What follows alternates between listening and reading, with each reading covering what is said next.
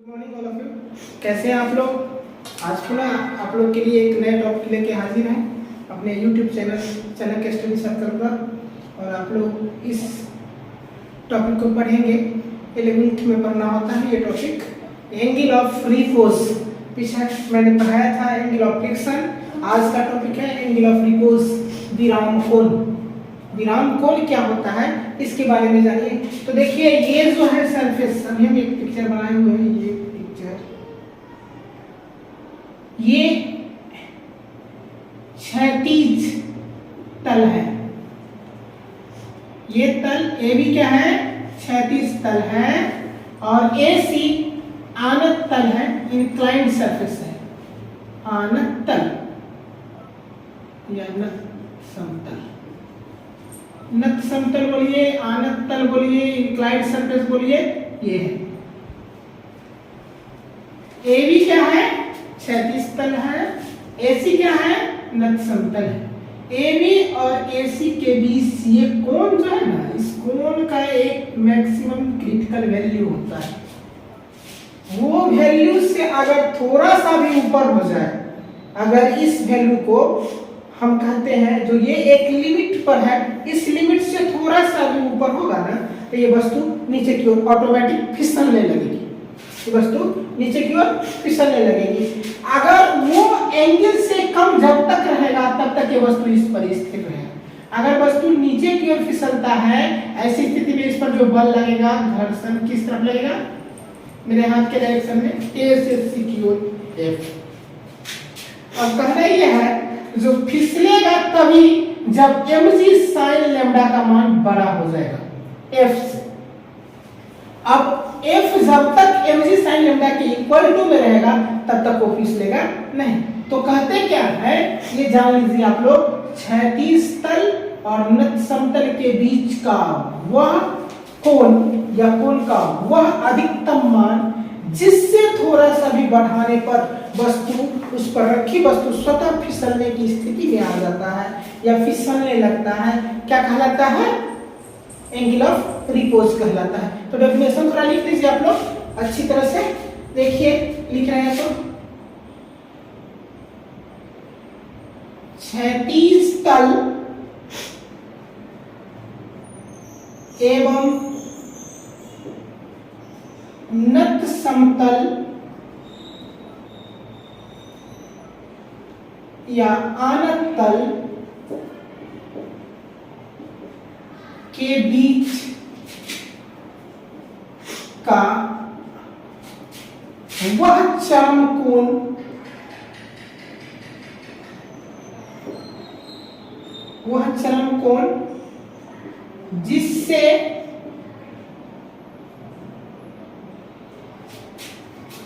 जिसे थोड़ा सा भी बढ़ाने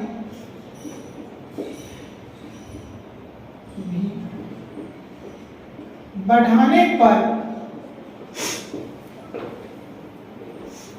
नत समतल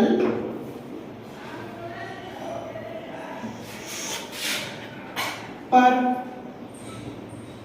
रखी वस्तु स्वतः फिसलने लगती है।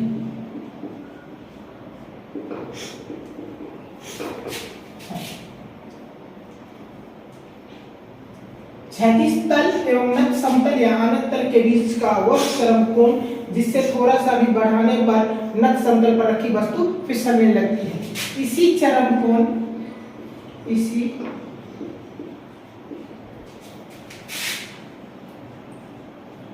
कोण को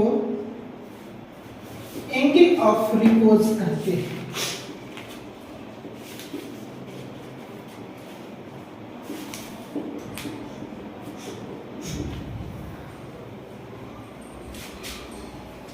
इसी चरम कोण को एंगल ऑफ रिपोज कहते हैं। इसका मतलब ये हुआ, जो इस एसी तल पर रखा हुआ वस्तु m तभी मूवमेंट करेगा जब लैम्डा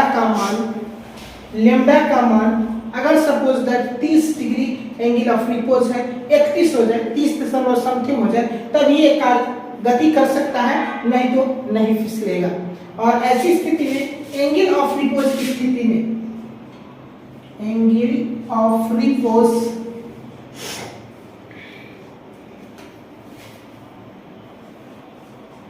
लेम्डा के लिए बाय फिगर देखेंगे तो घर्षण बल F equal to mg sine lambda होगा। अविलंब प्रतिक्रिया बल R equal to mg cos lambda होगा।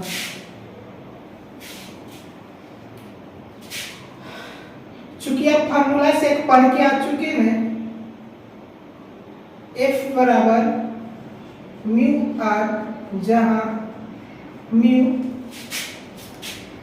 वस्तु अगर स्थित है, यहाँ पर स्थिर अवस्था में स्थित है, तो घर्षण गुणांक जो होगा वो स्थिर घर्षण गुणांक होगा। यहाँ पर म्यू, जहां म्यू स्थिर या स्थैतिक घर्षण गुणांक है। ये जानेंगे यहाँ पर म्यू क्या है। अब बताइए, जो म्यू का मान भी मिल गया और एफ का मान भी मिल रहा है और आर का भी मान मिल रहा है, तीनों मान यहाँ पर डालते हैं तो देखिएगा एफ का मान डालेंगे mg साइन लेम्डा और म्यू का मान म्यू ही रहने देते हैं, इसका आर का मान mg cos लेम्डा। mg से mg कैंसिल हो रहा है। अब एक चीज आप देख लीजिए, यहाँ पर जो साइन लेम्डा बटे cos लेम्डा अगर कर दे तो क्या आएगा, म्यू।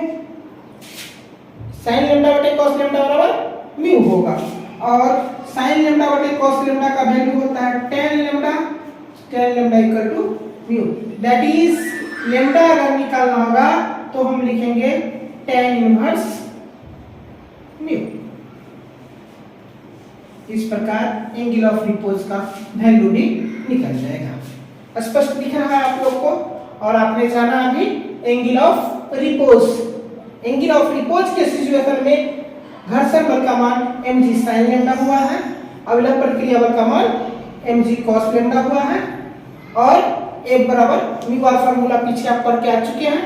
तो इस स्थिति में आपको ये मिला F बराबर म्यू आर, जहां म्यू स्थिर स्थैतिक घर्षण गुणांक है, mg sin लेम्डा और mg cos लेम्डा पीछे म्यू से मल्टीप्लाई करने के बाद देख लीजिए mg से mg कट रहा है, क्योंकि f का मान मैंने mg sin लेम्डा डाला है और म्यू r ने r का मान mg cos लेम्डा डाला। sin लेम्डा बटे cos लेम्डा जब किया तो वो म्यू के इक्वल हो गया और sin लेम्डा बटे cos lambda special formula of tan lambda हो गया, tan लेम्डा में म्यू आ गया। ऐसी स्थिति में लेम्डा बराबर tan इनवर्स म्यू हुआ। अब स्पष्ट आपको दिख रहा है जो लेम्डा क्या है, तो लेम्डा हम लोगों ने माना है एंगल ऑफ रिपोज। फिर कहिएगा जो सर ये R को बैलेंस किया है mg cos लेम्डा, क्यों? क्योंकि जब कोई वस्तु इस पर रखा हुआ है टेढ़े तल पर, अनंत तल पर, तो उस पर लगने वाला भाग ठीक नीचे की ओर होगा और ये जो एंगल है उतना एंगल यहाँ पर भी बनाता है। ऐसी स्थिति में इसके दो कंपोनेंट हो गए वेट के एक कंपोनेंट हो गए जो रिपोज, वेट के एक कंपोनेंट हो गए जो नॉर्मल को बैलेंस किया और दूसरा कंपोनेंट हो गए जो फ्रिक्शनल फोर्स को बैलेंस किया। बैलेंसिंग कंडीशन में जो कोण बनता है वही क्या कहलाता है, एंगल ऑफ रिपोज। तो तब तक के लिए धन्यवाद।